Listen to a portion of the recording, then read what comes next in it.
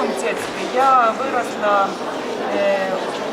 когда бабушка жила, рассказывала сказки по-сетовски, пела песни, делала рукоделие. Я стала крючком вязать раньше, чем читать.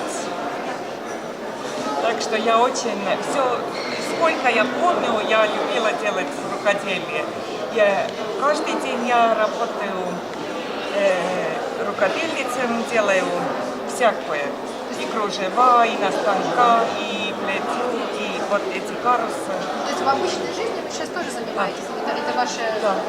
ваше Это моя, я с диагнозом работаю только рукоделием. Кстати, сегодня молодежь, северская молодежь, вообще как-то старается поддерживать традиции обычаи? Вот бывает так и так.